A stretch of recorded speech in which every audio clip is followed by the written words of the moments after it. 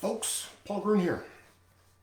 In this video, I'll cover the 7th of 8 essential steps to conflict resolution, at least according to Dudley Weeks and his book.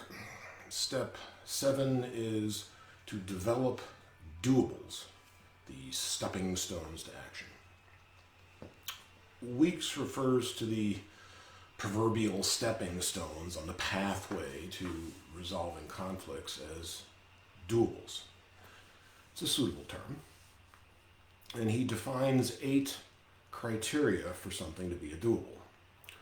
1, it stands a good chance of being accomplished. Certainly would help. 2, it does not favor one party at the expense of another. That's obviously not good. 3, it usually requires the participation of all parties. 4, it meets one or more shared needs. I've covered shared needs in an earlier video. 5, it meets one or more individual needs that are not incompatible with the other party. I've covered individual needs earlier. 6, it uses positive power, usually shared positive power, to work. In other words, it takes both parties, each have to make the process work. I've covered shared power earlier. 7, it helps build 3 things: trust, momentum, and confidence in working together. And finally, 8, it adds another stepping stone to improving the overall relationship.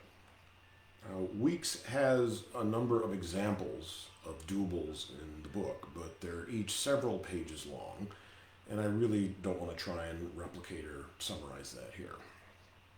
He also warns that it can be tempting to see even tiny steps as doables, but that's generally not the case, as they won't meet the 8 criteria that I just mentioned. And make sure that a doable isn't a temporary quick fix or a band-aid.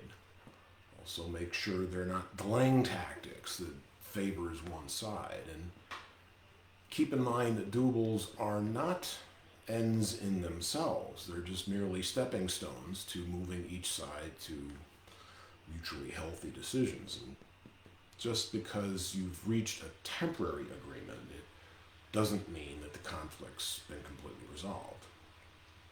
So that was step 7 of 8, develop doables, the stepping stones to action. Just one more step to go, one more video, but I'll probably have another one after that. He's got some appendices with some interesting stuff also in the book. Please comment below if you've got any thoughts or comments you'd like to add, and please visit my YouTube channel for the rest of this series. There's been a bunch of them. You'll find them in my playlist on life. So that's all for now.